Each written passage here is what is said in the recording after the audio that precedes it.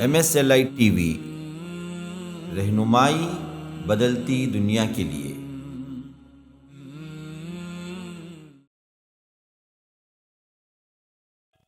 تو ویسے ہی اللہ تبارک و تعالیٰ نے بہت سارے دن اور ایام پیدا کیے اور بہت ساری کتابیں اللہ تعالیٰ نے آسمان سے اتاری، لیکن قرآن کو فضیلت اور مزیت بخشی کا انا نحن نزلنا الذکر و انا لہ لحافظون۔ اور یہ ایام جو اللہ تعالیٰ نے فضیلت بخشے ہیں، اور خاص کر جمعے کا دن ہے، اور اسی طرح اللہ تبارک و تعالیٰ نے مہینوں کے دنوں میں جہاں رمضان کو فضیلت بخشی، اور وہیں اللہ تبارک و تعالیٰ نے ان 10 دنوں کی قسم کھائی۔ آپ نے سنا ہوگا، پڑھا ہوگا، اور قرآن مجید کی آیت ہم نے پڑھی، وَيَذْكُرُ اسْمَ اللَّهِ فِي أَيَّامٍ مَّعْلُومَاتٍ، کبھی اللہ نے کہا ایام معدودات، کبھی کہا کہ یہ جو گنتی کے چند دن ہیں، اس میں اللہ تعالیٰ کا آپ اور ہم ذکر کریں۔ دوستو عزیزو، یہ 10 دنوں کی عبادتوں میں یہ جو عبادتیں ہیں، ان عبادتوں میں تکبیر ہے، تحلیل ہے۔ آپ عبداللہ بن عباس رضی اللہ عنہما، عبداللہ بن عمر رضی اللہ عنہما کے حدیثوں کو پڑھیں گے کہ وہ ان 10 دنوں میں مارکیٹ میں نکل جاتے تھے، تکبیر کہتے تھے، سارے لوگ تکبیر کہتے تھے۔ شاید ایسا بہت کم ہی ہمارے پاس ہو پاتا ہے، ہمارا ماحول بھی نہیں ہے، لیکن ہے، مسلمان کر سکتے ہیں۔ ہماری اپنی دکانیں ہیں، اپنے مارکیٹ ہیں، اپنے بازار ہیں، اپنے بازاروں میں کم از کم اس سنت کو ہم زندہ کر سکتے ہیں۔ ہاں، تو آپ وہ عمر رضی اللہ تعالیٰ عنہ، عمر بن خطاب رضی اللہ تعالیٰ عنہ کے بارے میں بتایا گیا، وہ اپنے خیمے سے تکبیر کہتے، اور بازو والے خیمے، اپنے ٹینٹ والے، اور پھر سارا مینا کا مینا تکبیر کی آواز سے گونج اٹھتا تھا۔ تو میں اپنے دوستوں سے کہتا ہوں، اپنے اندر وہ عزم اور استقلال پیدا کریں کہ اللہ تبارک و تعالیٰ اعلیٰ و اجل ہے۔ اللہ تبارک و تعالیٰ کی عظمت اور اس کی شان کو جب تک ہم بلند کرتے رہیں گے، اللہ سبحانہ و تعالیٰ ہمیں سر بلندی عطا کرے گا۔ اور صحیح بات یہ ہے، حدیثوں سے ثابت ہے کہ ایام تشریق، یہ جو ایام تشریق ہیں، یہ ذبح کرنے کے دن ہیں، کھانے پینے کے دن ہیں۔ جیسے دن میں آدمی ذبح کر سکتا ہے، رات میں بھی ذبح کر سکتا ہے۔ تو جمہور کی ہی بات ہے، اور یہ بالکل صحیح بات ہے جو مستند ہے، کہ پہلے دن اگر آپ قربانی نہیں دے سکتے ہیں تو دوسرے دن دیں، تیسرے دن دیں، اس کے بعد 3 دن آپ کے پاس ہے۔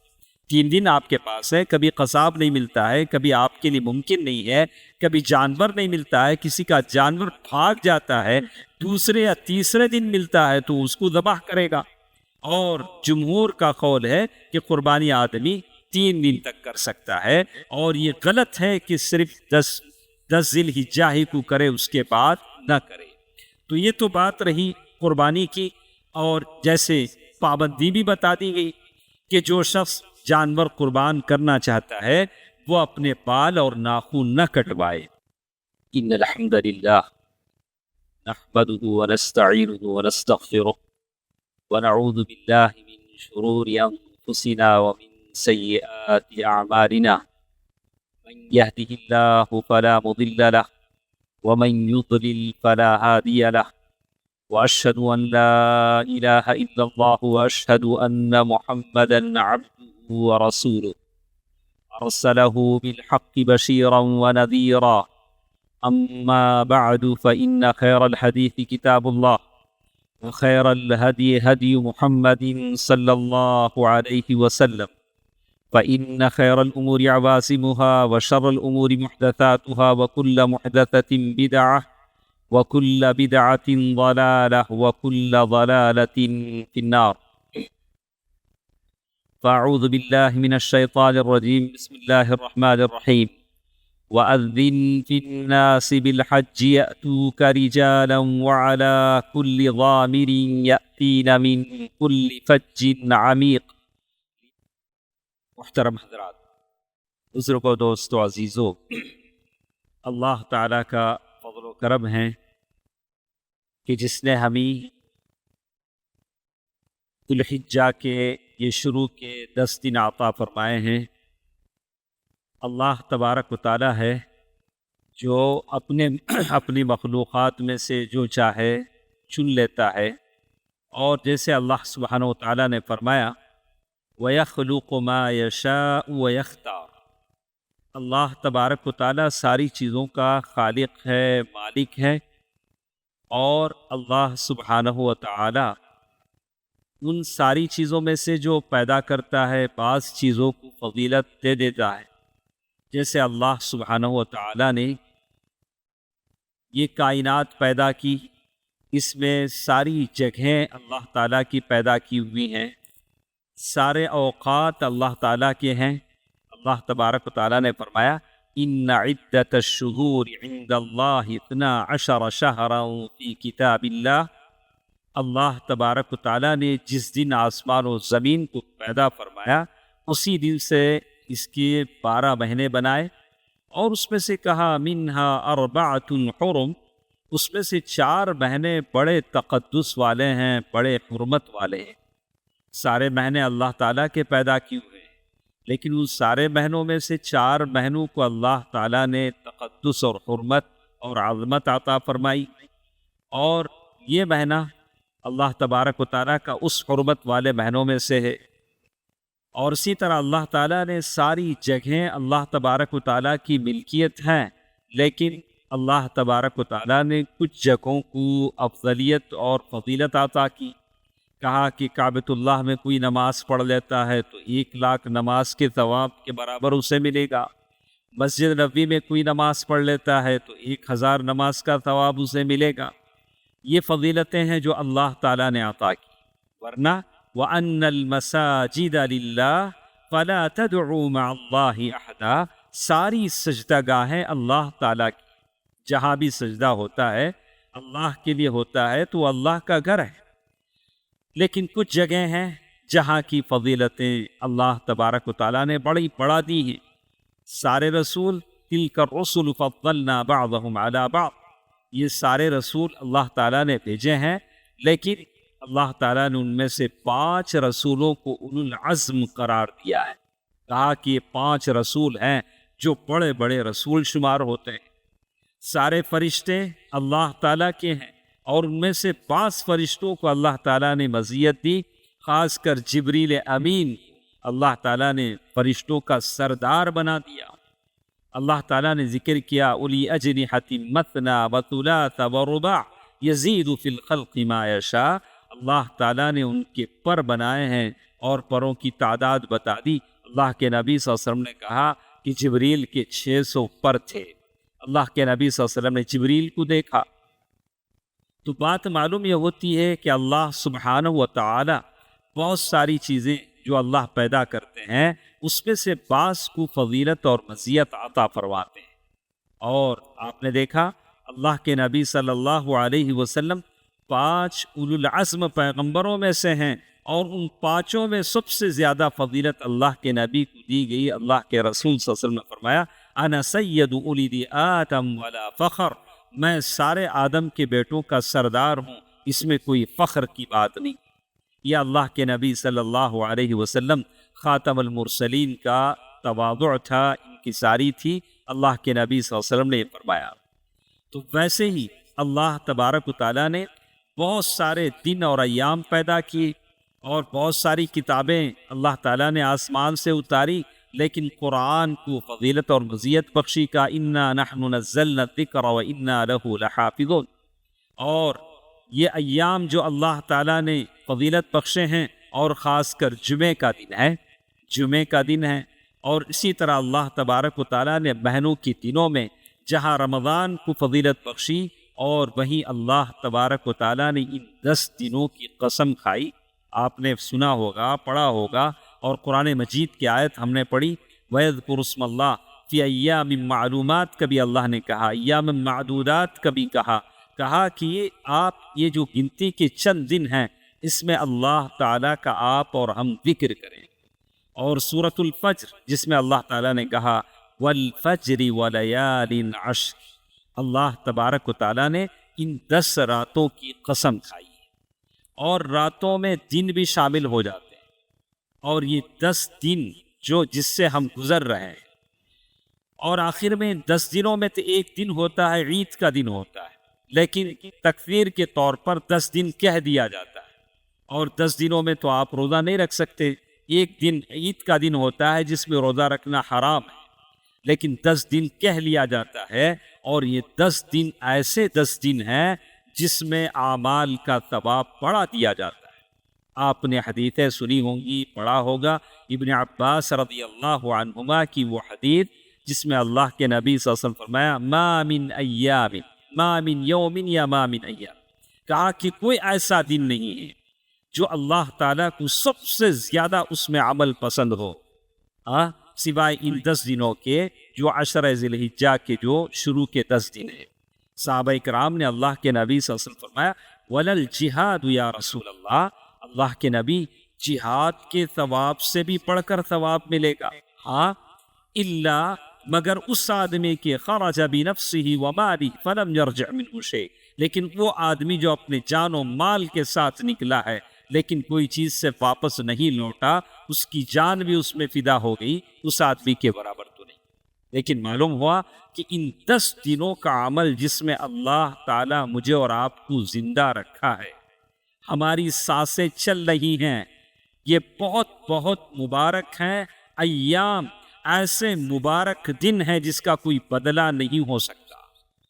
اب سمجھنا یہ ہے کہ ان 10 دنوں کا استعمال ہم کیسے کریں۔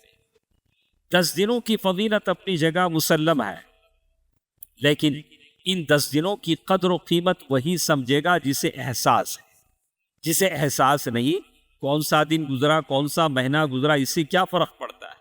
صبح ہوتی ہے، شام ہوتی ہے، یوں ہی عمر تمام ہوتی ہے، یوں ہی عمر ہماری پوری ہو گئی۔ کسی دن ہمارا جنازہ یہاں پہنچ گیا، ہم نے جانا بھی نہیں کہ کیا فضیلتیں تھیں، کیا منقبتیں تھیں، کیا مزیتیں تھیں، کیا عظمت والی رات تھے، دن تھے۔ تو دوستو عزیزو، اللہ کے نبی صلی اللہ علیہ وسلم کی حدیثیں ہیں اور قرآن مجید کی آیت ہے۔ اللہ تبارک و تعالیٰ نے قرآن مجید میں یہ بھی کہا وَعَدْنَا مُوسَىٰ 30 لَيْلَةً وَأَتْمَمْنَاهَا بِعَشْرٍ، تو علماء کرام نے کہا کہ یہ 10 دن سے مراد یہی ذوالحجہ کے 10 دن ہیں۔ یہ 10 دن کی بڑی فضیلت احادیثوں میں جو بیان کی گئی، اور کہا کہ دنیا میں جتنے دن ہیں ان میں سب سے بہترین دن یہ خیر و ایام الدنیا، یہ سب سے بہترین دن ہے جس سے ہم گزر رہے ہیں۔ دوسرا دن ہے بہت سارے آپ میں ایسے احباب ہوں گے جو روزے سے ہوں گے۔ چلیے ہم مختصر دیکھتے ہیں کہ ان دنوں کی جہاں تک فضیلت ہے، قرآن مجید کی آیات سورۃ الحج آیت نمبر 27 28، سورۃ الفجر آیت نمبر 1 2، اور اسی طرح بہت ساری آیتیں ہیں جس میں اللہ سبحانہ و تعالیٰ نے اس دن کی فضیلت بیان کر دی۔ حدیث میں نے ابن عباس رضی اللہ عنہما کی روایت آپ کے سامنے سنا دی، اور بھی بہت ساری حدیثیں آپ کے ساتھ ہیں۔ یہ 10 دن کیا رمضان کے 10 دنوں سے افضل ہیں جو آخری عشرے کے ہیں؟ تو اس میں سب سے بہترین بات جو ابن قیم رحمہ اللہ اور ان کے وہ ابن تیمیہ رحمہ اللہ کی جو اقوال نقل ہوتے اس میں بتایا گیا کہ کہا کہ رمضان کے آخری عشرے کی راتیں افضل ہیں اس لیے کہ اس میں لیلۃ القدر ہے، اور یہ 10 دن افضل ہیں اس لیے کہ اس میں یوم الترویہ ہے، یوم عرفہ ہے، یوم النحر ہے۔ ماشاءاللہ کیسے کیسے دن اس میں ہیں۔ لیکن خدارا آپ کے دل میں خیال نہ آئے کہ آپ سوچنے لگے کہ یہ ساری فضیلتیں صرف حاجیوں کے لیے، ہمارے لیے تو یوم الترویہ نہیں ہے، ہمارے لیے دوسرے یوم النحر تو ہمارے لیے۔ کہا کہ یہ ساری فضیلتوں میں آپ بھی برابر کے شریک ہیں، ہم سب برابر کے شریک ہیں۔ کہا کہ یہ دن افضل ہیں، رمضان کی راتیں افضل ہیں، یہ بہترین بات جو اس میں فرمائی گئی ہے۔ ٹھیک ہے، کچھ عبادتیں ہمارے ساتھ ہیں کہ ان دنوں میں کون سا ایسا عمل میں اور آپ کریں کہ اللہ تعالیٰ کا تقرب مجھے اور آپ کو حاصل ہو جائے۔ اللہ تعالیٰ کی تقرب سے بڑھ کر کوئی عبادت نہیں۔ اللہ کے نبی صلی اللہ علیہ وسلم نے حدیث قدسی میں فرمایا کہ اللہ سے قریب ہونا چاہتے ہو تو عبادتوں کی پابندی کرو، التزام کرو، اس سے بڑھ کر اللہ تعالیٰ سے قریب ہونے کا کوئی راستہ نہیں۔ تو اس میں یہی بات بتائی گئی الاعمال المسنونہ فی ایام العشر، آدمی کیسا ایسا سنت کے مطابق عمل کرے کہ اللہ تعالیٰ کے قریب ہو جائے، تو کہا کہ روزہ رکھے۔ سب سے پہلی چیز، روزے سے بڑھ کر کوئی ثواب والا کام نہیں ہے۔ تو آپ دیکھیں گے کہ جو روایتیں ہم پڑھتے ہیں اس میں دو طرح کی روایتیں آتی ہیں۔ کچھ روایتیں ہیں ام المؤمنین عائشہ رضی اللہ تعالی عنہا کی، کہ وہ کہتی ہیں کہ میں نے اللہ کے نبی صلی اللہ علیہ وسلم کو نہیں دیکھا کہ اللہ کے نبی صلی اللہ علیہ وسلم مکمل 10 دن روزہ رکھتے۔ تو بعض نے کہا کہ اس کو مکروہ سمجھا کہ ام المؤمنین جب کہہ رہی ہیں کہ اللہ کے نبی صلی اللہ علیہ وسلم پورے روزے نہیں رکھتے تھے تو مکروہ ہے۔ دوسری بیوی ام سلمہ رضی اللہ تعالیٰ عنہ کہتی ہیں کہ اللہ کے نبی صلی اللہ علیہ وسلم عشرہ ذی الحجہ کے پورے روزے رکھتے تھے۔ ایک تو یہ ہوگا کہ آپ دونوں کے درمیان یہ تطابق پیدا کریں، مطابقت پیدا کریں، یہ موافقہ پیدا کریں کہ ایسے ہو کہ دونوں حدیثیں اپنی جگہ صحیح ہیں۔ اسی لیے علماء نے کہا، شیخ ابن عثیمین رحمہ اللہ وغیرہ نے کہا کہ ام المؤمنین عائشہ رضی اللہ تعالی عنہا نے جو دیکھا اسے بیان کیا۔ اور آپ سمجھتے ہیں کہ اللہ کے نبی صلی اللہ علیہ وسلم کی کئی بیویاں تھیں، جس بیوی کے گھر جو باری آتی تھی انہوں نے جو دیکھا اسے بیان کیا۔ اور ایسے علماء نے کہا کہ اللہ کے نبی صلی اللہ علیہ وسلم عشرہ ذی الحجہ میں اکثر دنوں میں یا 9 دن پورے کے پورے روزہ رکھتے تھے۔ اگر آپ روزہ رکھتے ہیں تو یقیناً یہ اللہ تبارک و تعالیٰ، اسی لیے اللہ کے نبی صلی اللہ علیہ وسلم نے خود کہا کہ جو شخص خاص کر عرفے کا روزہ رکھتا ہے یکفر السنۃ التی قبلہ والتی بعدہ، پہلے 1 سال کے گناہ معاف ہو جاتے ہیں، بعد کے 1 سال کے گناہ معاف ہوتے ہیں۔ اب ایک صاحب نے سوال کیا کہ اگلے سال میں نے گناہ ہی نہیں کیا تو معاف کیسے ہو؟ آپ کہہ رہے ہیں کہ عرفے کا روزہ 2 سال کے گناہ معاف ہوتا ہے، جو گزرا سال صحیح ہے، ہو سکتا ہے میرے سے کچھ غلطیاں ہو گئی، اب اگلے سال کی آپ بات کر رہے ہیں جو اگلے سال میری زندگی میں آیا ہی نہیں اور اگلے سال میں نے گزارا ہی نہیں، تو گناہ کیسے معاف ہوں گے؟ تو علماء نے کہا کہ اللہ تعالیٰ آپ کو توفیق دے گا گناہوں سے بچنے کی، آپ گناہوں سے بچ ہی جائیں، گناہ نہیں ہوگا انشاءاللہ، بڑے بڑے گناہ نہیں ہوں گے، معمولی خطائیں اللہ تعالیٰ معاف کرنے والا ہے۔ تو اسی لیے کہتے ہیں کہ آدمی یہ موقع مس نہ کرے۔ گناہوں کی معافی کے لیے لوگ پتہ نہیں کیا کیا کرتے ہیں، کیسی لوگ کوششیں کرتے ہیں، یہ کتنا اچھا موقع ہے کہ آپ عرفے کا روزہ رکھیں۔ ایک سوال جو ہمارے پاس روزے کے متعلق یہ بھی آتا ہے کہ ابھی عرفے کا روزہ ہمارے پاس جمعے کا دن آ جاتا ہے، اور اللہ کے نبی صلی اللہ علیہ وسلم نے جمعے کے دن تنہا روزہ رکھنے سے منع فرمایا ہے۔ یا تو جمعے سے 1 دن پہلے آپ روزہ رکھ لیں، یا جمعے کے 1 دن بعد ہفتے کو آپ روزہ رکھ لیں، تاکہ اس ممانعت سے بچ جائے جو حدیث میں ہے کہ اکیلے جمعے کو روزہ رکھنا غلط ہے، تو آپ اس ممانعت سے بچ جائیں۔ علماء نے اس کا جواب یہ دیا کہ میں نے جب اسے دیکھا پڑھا تو شیخ ابن باز رحمہ اللہ کا ایک فتویٰ میں نے پڑھا، انہوں نے کہا کہ احتیاط یہی ہے کہ آدمی 1 دن پہلے یا 1 دن بعد روزہ رکھے، شیخ ابن باز رحمہ اللہ۔ دوسرے علماء نے فتویٰ دیا کہ نہیں، کوئی بات نہیں، جمعے کے دن روزہ رکھنے کی ممانعت اس آدمی کے لیے ہے جو خاص کر جمعے کی فضیلت میں روزہ رکھتا ہے، جمعہ ہے اس وجہ سے روزہ رکھتا ہے۔ لیکن یہاں جو عرفے کا روزہ آدمی رکھ رہا ہے، چونکہ عرفہ اس دن آیا ہے اس لیے وہ رکھ رہا ہے، جمعے کی فضیلت کے طور پر نہیں رکھ رہا ہے، تو ایسا آدمی اکیلے جمعہ ہی کو روزہ رکھ سکتا ہے، اس پر کسی طرح کی کوئی پابندی نہیں ہے کہ جمعہ اکیلا روزہ میں رکھوں کہ نہ رکھوں۔ ہاں، تو علماء نے یہ کہا، شیخ ابن عثیمین رحمہ اللہ اور دوسرے علماء نے بھی کہا کہ اکیلے جمعے کے دن اگر عرفہ کا روزہ پڑ جاتا ہے تو آدمی جمعے کا روزہ اکیلا رکھ سکتا ہے، اگلے اور پچھلے روزے کو ملانے کی ضرورت نہیں۔ جیسے ایک آدمی ہے 1 دن روزہ رکھتا ہے، 1 دن افطار کرتا ہے، ایسے بھی رکھنے والے ہیں، اور جس دن وہ روزہ رکھتا ہے وہ جمعے کا دن اتفاق سے پڑ جاتا ہے تو رکھ سکتا ہے۔ تو وہاں نیت دیکھی جائے گی کہ یہ جمعے کے دن کی فضیلت کے طور پر رکھ رہا ہے یا صرف وہ اس لیے رکھ رہا ہے کہ عرفے کا دن آ گیا ہے اور عرفے کا دن آ گیا اس لیے وہ روزہ رکھتا ہے۔ تو یہ تو تھی بات ہمارے ساتھ روزہ رکھنے کی۔ یہ روزہ بڑا ثواب کا کام ہے.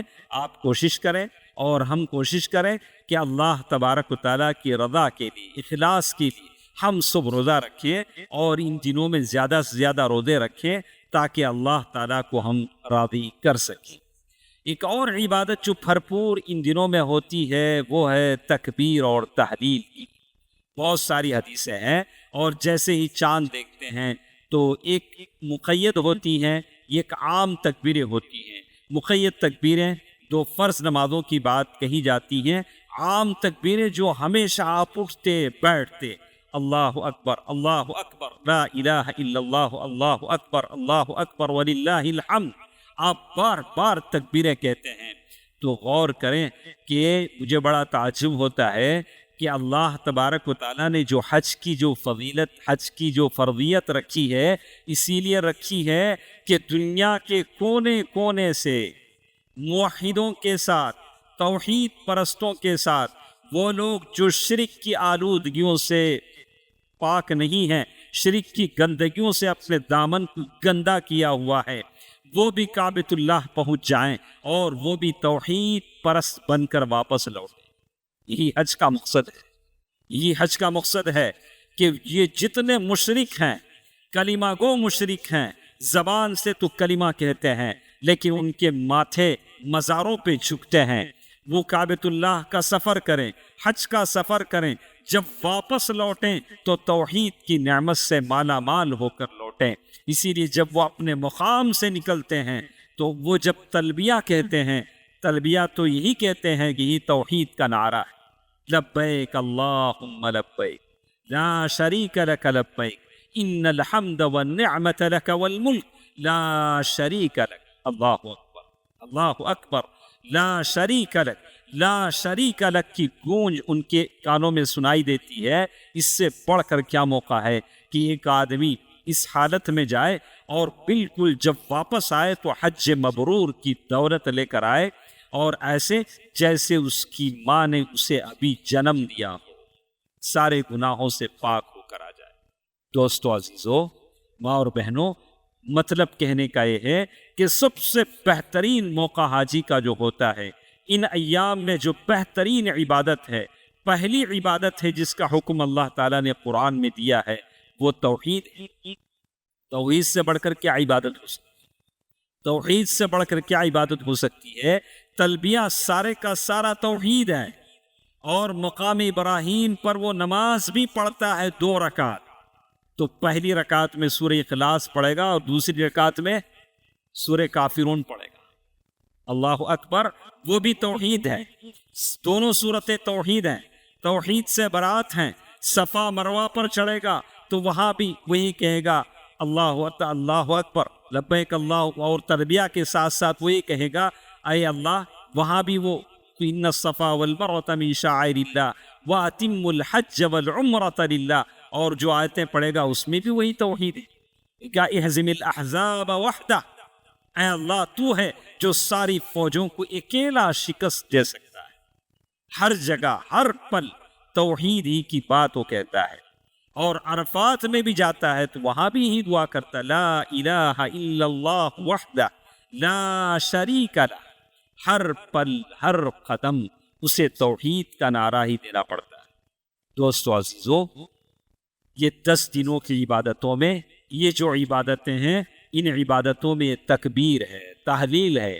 آپ عبداللہ بن عباس رضی اللہ عنہما، عبداللہ بن عمر رضی اللہ عنہما کے حدیثوں کو پڑھیں گے کہ وہ ان 10 دنوں میں مارکیٹ میں نکل جاتے تھے، تکبیر کہتے تھے، سارے لوگ تکبیر کہتے تھے. شاید ایسا بہت کم ہی ہمارے پاس ہو پاتا ہے، ہمارا ماحول بھی نہیں ہے، لیکن ہے مسلمان کر سکتے ہیں. ہماری اپنی دکانیں ہیں، اپنے مارکیٹ ہیں، اپنے بازار ہیں، اپنے بازاروں میں کم از کم اس سنت کو ہم زندہ کر سکتے ہیں. ہاں تو آپ عمر رضی اللہ تعالیٰ عنہ، عمر بن خطاب رضی اللہ تعالیٰ عنہ کے بارے میں بتایا گیا، وہ اپنے خیمے سے تکبیر کہتے، اور بازو والے خیمے، اپنے ٹینٹ والے، اور پھر سارا مینا کا مینا تکبیر کی آواز سے گونج اٹھتا تھا.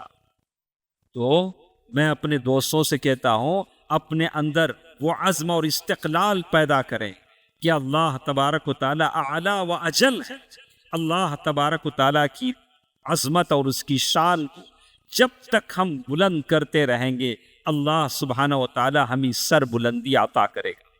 اس بات کو ہمیشہ ذہن رکھیں۔ سبح اسم ربک الاعلی، اس لیے کہ میرا اور آپ کا رب اللہ اعلی و اجل، اللہ تبارک و تعالیٰ بہت بلند ہے، اور جو کام اللہ تعالیٰ کی عظمت کی، سر بلندی کی، اس کی کبریائی کی، اس کی حمد و ثنا کے ہیں، اسے آپ بیان کرتے جائیں تاکہ اللہ تعالیٰ آپ کو مجھے دنیا میں سر بلندی عطا کرے۔ ایک اور چیز جس میں آتا ہے، آدمی ان 10 دنوں میں جانور ذبح کرتا ہے۔ یوم النحر سے پہلے عرفے کا روزہ بھی آتا ہے۔ تو جیسے میں نے کہا کہ عرفے کا روزہ آپ رکھتے ہیں، یہ وہ دن ہے جس دن اللہ تعالیٰ جہنمیوں کی گردنوں کو آزاد کرتے ہیں۔ کیا ہی اچھا ہوگا کہ اللہ تعالیٰ ہمیں اور ان لوگوں میں شامل کریں جن کو جہنم سے آزادی مل جائے۔ یہ وہ دن ہے جس دن اللہ تبارک و تعالیٰ اپنے بندوں کو لے کر فرشتوں کے سامنے فخر کرتے ہیں۔ یباہی بکم الملائکہ، فرشتوں کے سامنے فخر کرتے ہیں کہ دیکھو یہ میرے بندے ہیں، یہ میرے بندے ہیں، پراگندہ بالوں سے اپنے عاجزی اور انکساری کے ساتھ اللہ کے بارگاہ میں گڑ گڑا رہے ہیں، میں ان کو معاف کرتا ہوں۔ اللہ اللہ، یہ عرفے کے روزے کا، عرفے کے دن کا جو وقت ہے، آپ کوشش کریں، بچوں کو ترغیب دیں، اپنے بچوں کے ساتھ، بیوی کے ساتھ، گھر والوں کے ساتھ بیٹھیں۔ یہ وقت خالی ہاتھ واپس نہ جائے، خاص کر عصر کی نماز کے بعد سے سورج غروب ہونے کے بعد کا جو ٹائم ہے، اس وقت تک کا جو وقت ہے، اس وقت آپ اللہ تعالیٰ سے گڑ گڑائیں، دعا کریں۔ اور اللہ کے نبی صلی اللہ علیہ وسلم نے فرمایا، خیر ما قلت انا والنبیون من قبلی، جو دعا میں نے کہی اس سے پہلے انبیاء نے کہی، بہترین دعا لا الہ الا اللہ وحدہ لا شریک لہ لہ الملک و لہ الحمد۔ اللہ کے نبی صلی اللہ علیہ وسلم نے پوری دعا سکھلا دی۔ بار بار اس دعا کو پڑھتے رہا کریں تاکہ عرفے کا جو ثواب ہے اسے ہم حاصل کر سکیں۔ اس بحث میں جانا نہیں چاہتا کہ بھئی عرفہ اس دن کو کہتے ہیں جب حاجی عرفے میں قیام کرتے ہیں، یا اس دن کہتے ہیں جس دن ہم روزہ رہتے ہیں۔ علماء کی الگ الگ باتیں ہیں، علماء کی الگ الگ باتیں ہیں۔ چلیے ہم مان لیتے ہیں کہ چلیے میں سیدھا سادہ یہ کہتا ہوں کہ ہمارے جو پرکھے تھے، باپ دادا تھے، آپ کے میرے دادا تھے، وہ کیسے جان پاتے تھے کہ عرفہ کب ہوا؟ ان کے پاس کوئی موبائل تھا یا کوئی لائیو ٹی وی میں دکھتا تھا کہ حاجی کب عرفہ پہنچے؟ وہ کب روزہ رکھتے تھے؟ وہ چاند دیکھ کے روزہ رکھتے تھے۔ اب ان کو کیا معلوم تھا کہ کب روزہ وہاں عرفہ ہوتا ہے؟ اگر اللہ نے ان کے روزے قبول کر لیے ہیں، اللہ نے ان کو عرفے کا ثواب دے دیا ہے، تو آپ کو بھی ثواب دے گا، آپ کو بھی اللہ تعالیٰ ثواب دے گا، آپ بھی اللہ تعالیٰ کے پاس مقبول ہوں گے۔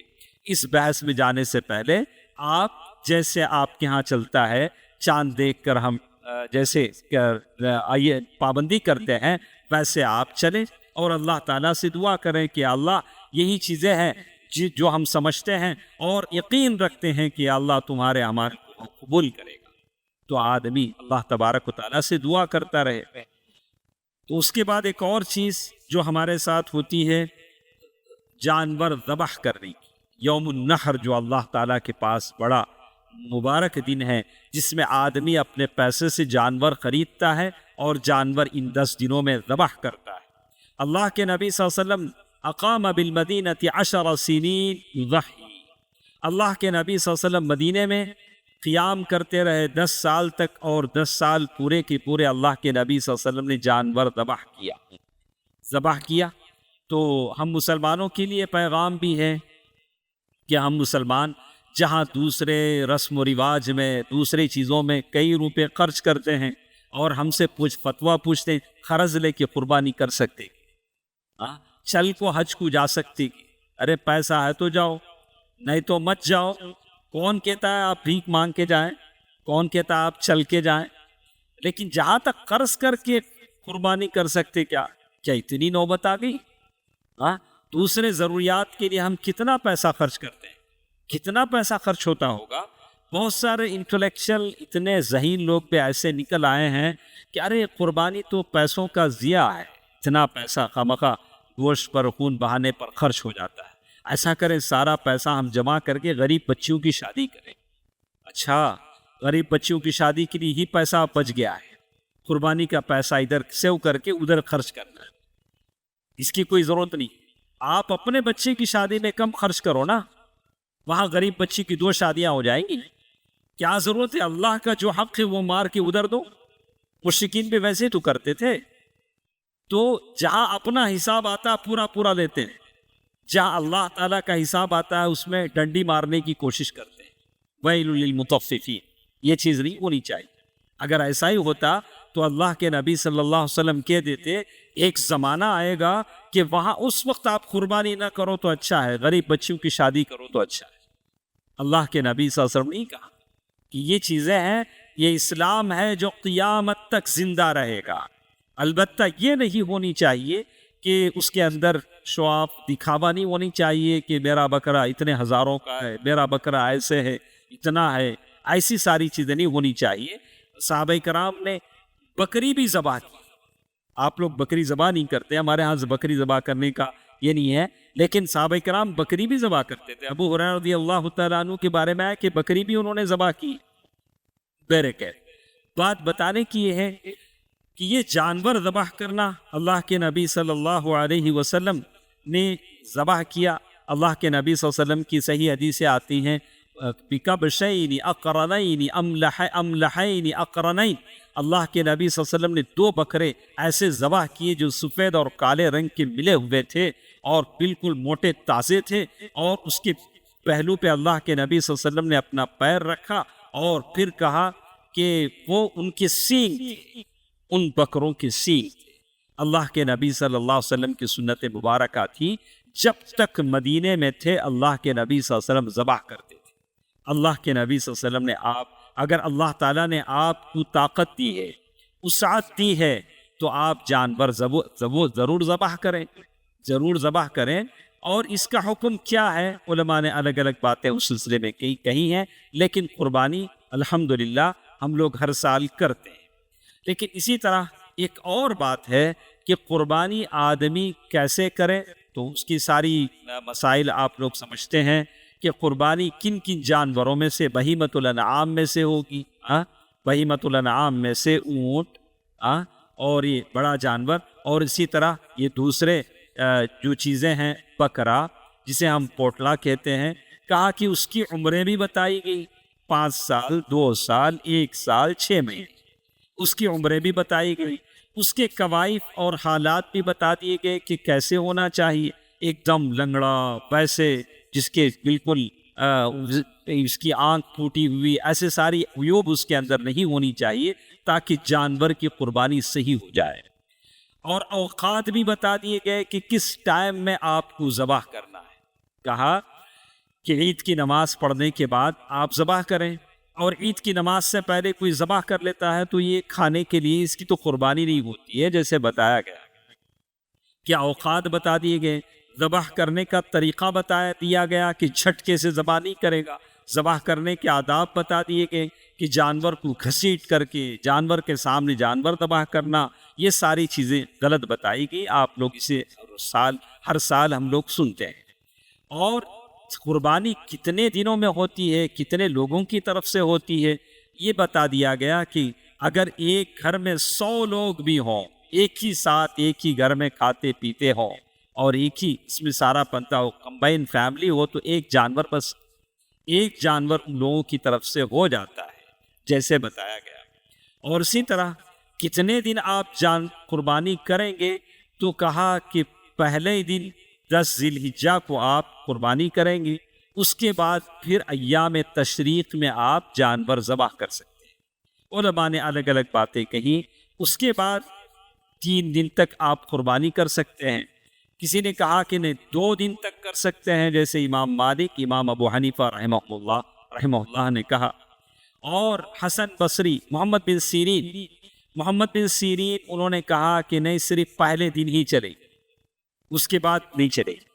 یہ قول جمہور کے خلاف ہے، جو جمہور کے معنی میجورٹی آف اسکالرس، ان کے خلاف انہوں نے کہا، اور صحیح بات یہ ہے، حدیثوں سے ثابت ہے کہ ایام تشریق، یہ جو ایام تشریق ہیں، یہ ذبح کرنے کے دن ہیں، کھانے پینے کے دن ہیں۔ جیسے دن میں آدمی ذبح کر سکتا ہے، رات میں بھی ذبح کر سکتا ہے۔ تو جمہور کی ہی بات ہے، اور یہ بالکل صحیح بات ہے جو مستند ہے، کہ پہلے دن اگر آپ قربانی نہیں دے سکتے ہیں تو دوسرے دن دیں، تیسرے دن دیں، اس کے بعد 3 دن آپ کے پاس ہے۔ 3 دن آپ کے پاس ہے، کبھی قصاب نہیں ملتا ہے، کبھی آپ کے لیے ممکن نہیں ہے، کبھی جانور نہیں ملتا ہے، کسی کا جانور بھاگ جاتا ہے، دوسرے یا تیسرے دن ملتا ہے تو اس کو ذبح کرے گا۔ اور جمہور کا قول ہے کہ قربانی آدمی 3 دن تک کر سکتا ہے، اور یہ غلط ہے کہ صرف 10 ذی الحجہ ہی کو کرے، اس کے بعد نہ کرے۔ تو یہ تو بات رہی قربانی کی، اور جیسے پابندی بھی بتا دی گئی کہ جو شخص جانور قربان کرنا چاہتا ہے وہ اپنے بال اور ناخن نہ کٹوائے۔ اور ہمیشہ یہ سوال ہمارے پاس آتا ہے کہ بال اور ناخن نہ کٹوانے کی پابندی کیا صرف جانور جس کے نام سے ذبح کیا جا رہا ہے اسی کے لیے ہے، یا سارے گھر والوں پر اس کی پابندی آ جاتی ہے؟ گھر کی عورتوں پر، بچوں پر؟ کہا کہ نہیں، جو ہیڈ آف دا فیملی ہوتا ہے، جس کا نام لے کر اس کے سارے گھر والوں کی طرف سے جانور ذبح ہوتا ہے، تو اسی کے اوپر یہ پابندی، وہ اپنے بال اور ناخن نہیں کاٹے گا۔ یہ تشابہ ہے ان لوگوں کے ساتھ جو احرام کی حالت میں ہے، اسی پر یہ پابندی ہوتی ہے، جیسے اللہ کے نبی صلی اللہ علیہ وسلم نے حدیث میں فرمایا ہے۔ اسی طرح ایک اور چیز جس کے بارے میں کہتے ہیں کہ ان 10 دنوں میں آپ جہاں ذکر کرتے ہیں، زیادہ سے زیادہ ذکر، تکبیر، تحلیل، لا الہ الا اللہ، افضل الذکر۔ بعض نے کہا کہ قرآن مجید کی تلاوت افضل ذکر ہے، بعض نے کہا کہ لا الہ الا اللہ یہ افضل ذکر ہے۔ الصدقہ، آدمی صدقہ کرے، جو ہو سکتا ہے غریبوں پر صدقہ کرے، اور اسی طرح بر الوالدین، ماں باپ کے ساتھ حسن سلوک کرے، جو آپ کے ماں باپ ہیں۔ میں بار بار اس پر توجہ دلاتا ہوں کہ ہم بہت سارے کام کرتے ہیں، متشرع ہیں، متدین ہیں، اور دین میں ماشاءاللہ پکے ہیں، تو کوشش کریں کہ ماں باپ کے ساتھ حسن سلوک میں بھی پکے ہوں، بر الوالدین اس میں بھی پکے ہوں۔ آپ نے حدیثیں پڑھی ہوں گی کہ ماں باپ جو اللہ تعالیٰ نے جن کے بارے میں کہا وَقَضَىٰ رَبُّكَ أَلَّا تَعْبُدُوا إِلَّا إِيَّاهُ وَبِالْوَالِدَيْنِ إِحْسَانًا۔ ہر برائی کی سزا اللہ تعالیٰ ہو سکتا ہے دینے میں کچھ ڈیلے ہو جائے، کچھ تاخیر ہو جائے، لیکن ماں باپ کے ساتھ اگر بدسلوکی ہوتی ہے تو وہ سزا بہت جلد انسان کو دی جاتی ہے۔ اللہ تعالیٰ سے دعا کرتے رہیں، ہمیشہ احتیاط کریں کہ کہیں ماں باپ کے حق میں کوئی کمی بیشی نہ ہو جائے۔ اللہ تعالیٰ سب کو توفیق دے۔ اسی طرح صلۃ الارحام، رشتہ داریوں کا خاص کر خیال رکھیں ان دنوں میں، باقی ساری دنوں میں، لیکن ان دنوں میں رشتہ داری کا خاص کر خیال رکھیں۔ اور اسی طرح الامر بالمعروف والنہی عن المنکر، یہ بہت بڑی چیز ہے۔ لوگوں کو نیکی کا حکم دینا، برائی سے روکنا، لوگوں کو نیک باتوں کی تاکید کرنا، یہ ہم سب کے لیے، ایسا نہیں کہ صرف علماء کے لیے۔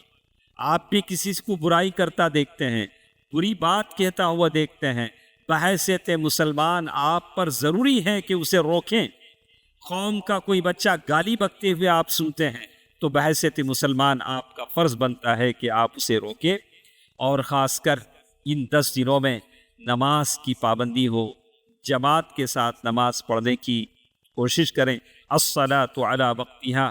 اور اللہ کے نبی صلی اللہ علیہ وسلم نے اسی لیے کہا علیک بکثرۃ السجود، زیادہ سے زیادہ سجدے کرو۔ مطلب آدمی سجدہ کرتا ہے، اللہ کے بارگاہ میں سجدہ کرتا ہے تو اللہ تعالیٰ اس کے گناہوں کو معاف فرما دیتے ہیں۔ تو بہت سارے نیک اعمال ہیں جس کا ذکر میں نے وقت کی قلت کے خاطر میں نے یہاں نہیں کیا ہے۔ کوشش کریں زیادہ سے زیادہ اللہ تبارک و تعالیٰ کی عبادت میں اپنے آپ کو لگائیں۔ یہ ایسا انمول وقت ہے جس کا کوئی بدل نہیں ہو سکتا، کوئی بدل نہیں ہو سکتا۔ بہت احساس کے ساتھ، بہت توجہ کے ساتھ اس ایک ایک گھڑی کو آپ شمار کریں۔ اسی لیے سلف سارا قرآن بھی ختم کرتے تھے، ان 10 دنوں میں سارا قرآن ختم کرتے تھے۔ کوشش کریں جتنا قرآن ہو سکتا ہے، تلاوت قرآن جتنا قرآن آپ پڑھ سکتے ہیں ان دنوں میں پڑھنے کی کوشش کریں۔ اللہ تعالیٰ سے دعا کرتے ہیں کہ اللہ احکم الحاکمین اس بات کی توفیق دے کہ ہم ان 10 دنوں کو غنیمت جانیں۔ اے الہ العالمین ہم سب کو اس کی توفیق نصیب فرما۔ یا اللہ عالم اسلام کے سارے مسلمانوں پر رحم فرما۔ یا اللہ عالم اسلام کے سارے مسلمانوں پر رحم فرما۔ یا اللہ غزہ اور فلسطین کے مسلمانوں پر رحم فرما۔ یا اللہ دنیا کے کونے کونے میں جہاں جہاں مظلوم مسلمان ہیں، یا اللہ ظالم سے ان کو نجات عطا فرما۔ یا اللہ ظالم سے انہیں نجات عطا فرما۔ یا اللہ جو لوگ فخر و فاقہ کا شکار ہیں انہیں اپنے خزانوں سے عطا فرما۔ یا اللہ جو اپنی بیماریوں کو لے کر تڑپ رہے ہیں، یا اللہ انہیں شفائے کلی عطا فرما، شفائے عاجلہ عطا فرما۔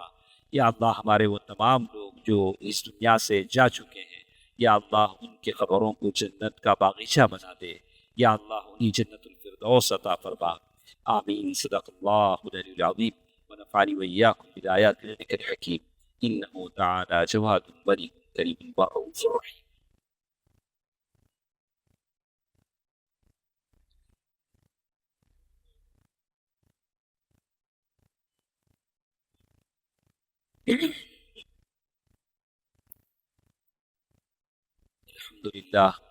الحمد لله نحمده ونستعينه ونستغفره ونؤمن به ونتوكل عليه ونعوذ بالله من شرور أنفسنا ومن سيئات أعمالنا، من يهده الله فلا مضل له ومن يضلل فلا هادي له، وأشهد أن لا إله إلا الله وأشهد أن محمدا عبده ورسوله أرسله بالحق بشيرا ونذيرا.